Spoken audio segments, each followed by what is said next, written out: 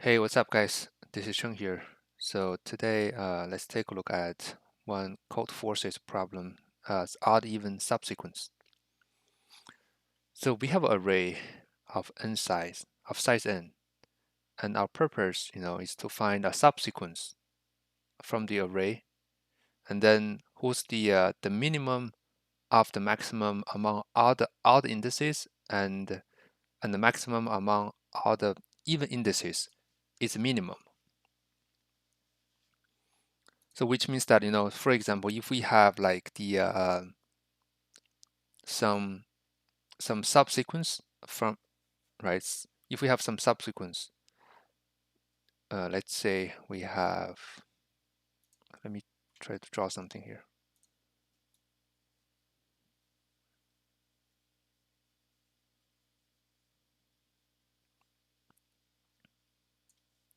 Okay, so assuming we have a subsequence with anyone, so 5, 4, 7, 3, and 2.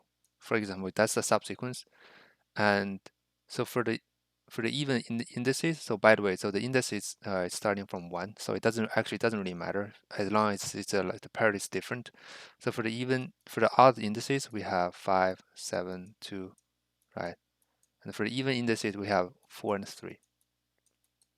So the maximum of 7, so the maximum of the first one is what? Is 7, and the maximum of the second one is 4. Okay. So, and among those kind of two numbers, we will get the minimum. Okay, so that's why for this one, the result is 4. Yeah, and that's gonna be the rules, right? For once we have a subsequence, and our purpose is that we need to find the minimum cost of subsequence of size k. Cool. So for this kind of problem, I think it's often be solved by using binary search. Basically, for this problem, remember, so for binary search, we always search this end result directly, which means we'll search this minimum cost of sequence. So let's say we have like a sequence of middle, right? And then we're gonna have like a helper functions, right? We're gonna have a helper functions, and we're gonna pass in this middle. So what does the helper function do here? So basically, the helper functions will check, given this minimum cost of a subsequence equals to middle, can we find a subsequence whose length is at least k? Right. So if we cannot find it, which means that the middle is too small, because because we're trying to find the minimum, right? If we cannot find it, it means that we need to increase this middle one so that we can find like a longer one,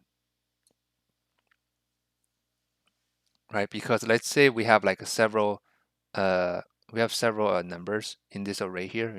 If the subsequence is too small, basically we can only select a certain amount of numbers, right? So, but if we increase this like in the middles, so we'll have like more numbers that we can select from. That's why we can use the binary search, because it's monotonic increasing for both the conditions and the end results, right? So basically, if the helper functions check if the helper function returns false, it means that we cannot find like size k, at least a subsequence of size k that can satisfy the current the cost, right? Then we need to increase that. Otherwise, if the helper function returns true, it means that with current middle, we can find like a subsequence, right, with at least k. Then we can just shrink that. Basically, we can just shrink the left and right. We can shrink the right side. Basically, if this one is false, right? If this one is true or false, if this one is true, right? Basically, we'll have like the right equals to middle, right? Else we have left equals to middle, plus 1. Okay, so basically this is the template. Try to get the minimum result by using the binary search, right? And then, so this part is pretty straightforward. The tricky part is that how can we implement these helper functions here, which means that given like a fixed cost, how can we find a subsequence, right, with at least size k. So usually, with binary search, we usually do this one in a greedy way, which means that we'll try to form a subsequence as long as possible, and in the end we check if we can find if the final sequence we have subsequence we have is greater than k. If that's the case, then we can just return true. So then how it's going to be our strategy to greedily form that array, right? The subsequence, by the way. So let's say we have these numbers. I'll try to add a few more here. 5, 6, 8, 4. For example, this is A, and let's say we have middle equals to 5. Okay. So by the way, so since we have like this kind of odd even subsequence, right? So we have odd indexes and we have even indexes, which means that as long basically either of these two have either of these two numbers are below these middles, the final result will satisfy the condition, right? Because we'll get the minimum of this kind of two values. So which means that we need to check two types. Basically, we need to check if the odd positions can satisfy the current condition, or the even position can satisfy this middle cost. So for example, right, let's say we are only considering the odd numbers, the odd indices on the subsequence that we chose, right? So assuming we are choosing like this subsequence,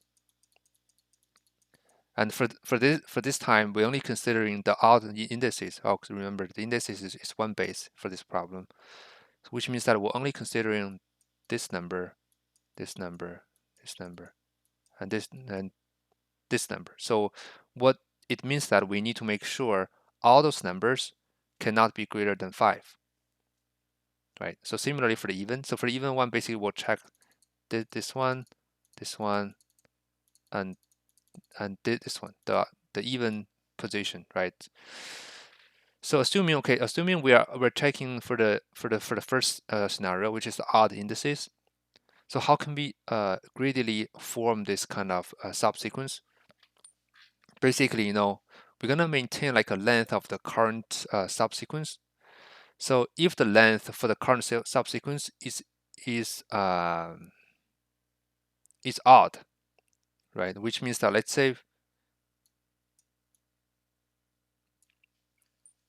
okay, so let's say for the current one, the current length for the current subsequence is even. Then it means that the next number will be the odd index, which will be the number we need to check. Okay, basically for this one, we loop through this array from left to right. So the first one is 5, and at this moment the length of the subsequence is 0, which is even, and then which means that the current one is the one we need to check. So 5 is what? 5 is smaller. It's not greater than 5. So which means that we can choose this one to be the current index, right? So which means we have 5 here. 5 at the odd index. So after choosing 5, we cannot choose the next number, right? Because remember, we are basically we cannot choose the next number as the next odd index number, right? Because as you guys can see, right? So after 5, we have to have another number as an even to place on the even index here, and then only after that we can choose another one as another odd number. So which means that after choosing 5, we cannot choose 4. So which means that we need to skip this 4 here. and then after 4, and then after 4 is the numbers we can start considering again, right? So which means that, let's say, so now we're at 7. So 7 again, right? Can we put, so basically we have 4 here. But now we have 7. Can we put 7 here? No, we can't, because 7 is greater than 5, right? So that's why we have to skip this one. And then we're trying to look for this one. Remember, so this 7, we cannot, we have to skip it, because we cannot put this one at the even index either, because the subsequence has order, right? So after 5, 4, the next one has to be another odd indexes numbers. So which means that we cannot put 7 here or here. So that we have to try the third one, this one, the next one, which is the number 3. But 3, okay, so 3 is fine. 3 is smaller than 5, which means that we can put 3 here. But then someone said, okay, so we have 3 and 2. Why we can either choose 3 or 2? Correct. We can put 2 here, but remember, every time when we chose like a odd odd index number here, we cannot choose the next one. We have to skip the next one, and then starting from starting from this one, we can start considering again. So which means that, let's say we have 3 and 2 here. The earlier we can find the next numbers, the earlier we can start considering the next one. So for this case, yes, so 3 and 2 are both okay. If we choose 2 here, right? If we don't put 3 here, we put 2 here, it means that we cannot even consider 5. We have to consider starting from 6. That's how this greedy approach works, right? So now we have 3 here. So again, after 3, the next one, we cannot use it anyway. So why not just put the 2 here to fill in this even index here, right? And then the next one is 5, right? It's also available one. Then we have 5, right? So we have 5, and then the next one, of course, since we cannot use the next one, so why not just use it to fill in this one, right? So, and again, right? So we have 8. Can we do 8? No. So, but 4 is fine. That's why we do 4 here. As you guys can see, this is how we greedily create a subsequence by making sure odd indexes number is not greater than 5. Similarly, we have to do this thing for the even indexes again, so that we can cover both the odd and even scenarios here. Yeah. And yeah, I think that's it, right? So, and let's start coding here. And so we have a coding here, and let's say what kind of input we need to take here. So just n and k, and then the array here. Okay, so 2 times 10 to the power of 5. Okay, I already have this max here, so I just need to define the n, k, and an array with max n. Okay. So to solve this one, right? I mean so let's read the n and the k in first, and then let's read the arrays.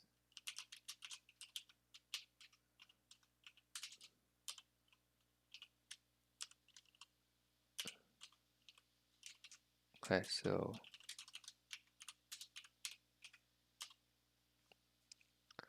so for the binary search template, right? So we have int l equals to 1.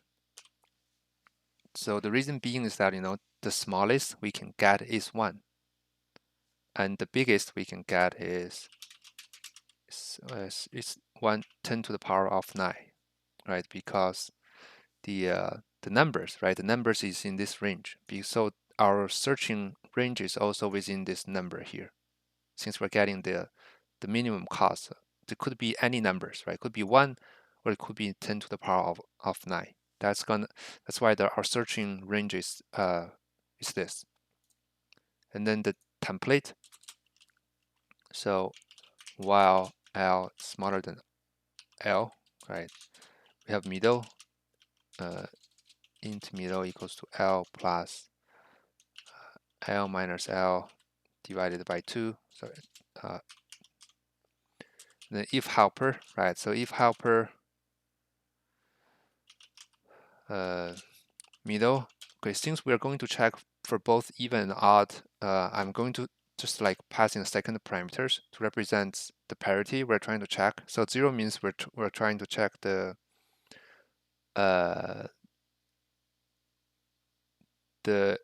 even index, and then 1 means we're going to check the odd indexes. Right, so helper middle dot 1. So if any of this if any of this thing return true, then we know, okay, we can shrink the right part. Else we need to increase the left part. Okay, and then in the end we simply just output the L, right? So again, for this part, that's the template for getting the minimum values from binary search. Because if this thing is true, it means that the right index could be our answer. That's why we include the current middle. But if the L is if the helper function return false, it means that we have to increase because the middle one is not the answer. Right? That's why we don't need to worry about including middle to the with left. We can just simply do a +1. Cool. So now let's implement that helper functions, right? So the helper function is going to return the Boolean type, right? So we have helper, and then we have an int middle, and then we int parity. Okay. And let's define a length, right? Like I said. So for int I from 0, I smaller than n, and I plus plus. Okay, so for this one, if parity equals to 0, it means that we are like checking we're making sure each even sorry,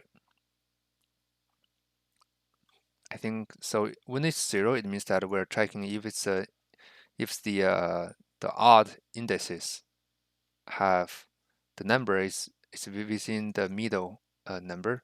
So it doesn't really matter as long as we check both cases. It doesn't really matter which way we use. So for this one, basically, if the length of the 2 equals to 0, it means that the current length of the subsequence is even, which means that we are currently filling in the odd index number.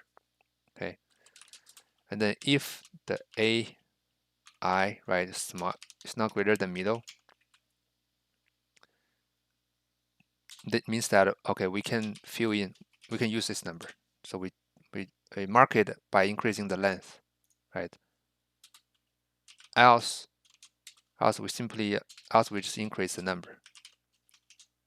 Okay, so this one means that if it's a even indices, we simply use the current number because we don't care what the current number is, because we cannot use the current number anyway to fill in the next odd indexes. That's why we just increase the length. So similarly, right, if we're checking the other side, right, so we have to do this, right, if this length divided by 2 is equal to 1, right, so then we do the same check, right? So if the AI, I can just copy this one. Yeah, and then else, right? Length plus plus. So in the end, we just return the length is greater than k. So that's basically the helper functions, which is like a second parameters. Help check both the odd indexes numbers or the even indexes number. Yep. So that's it. Let's try to run some test cases here. So we have this one. So we're expecting 1, right? So we have 1. Let's try another one. This one. So we have 2. Okay. And then this one. Maybe this one. Let's try the last one here. Yeah, we have 3, which is correct. Yeah, so that's how this binary search works. Yep. I mean, for time complexity, obviously, it's gonna be a so the range of this one, the binary search range is this. So we have like the max numbers for this numbers here, right? So basically we have like the log max number, right? And for each of the that's the time complexity for the binary search, and for the helper functions we simply have like an n, right? So we have a for loop here, which means that's n times log max number. That's going to be the time complexity for this one. Yep, I think that's it, right? I mean, it's a binary search with like a little bit tricky implementations for the helper functions, because basically you have to be able to find a way to greedily construct, right? Construct this subsequence with the limit with this middle as like the minimum as a threshold for the for either the odd indices or the even indices. Cool. I think I'll just stop here, and thank you for watching this video, guys. Stay tuned. See you guys soon. Bye bye.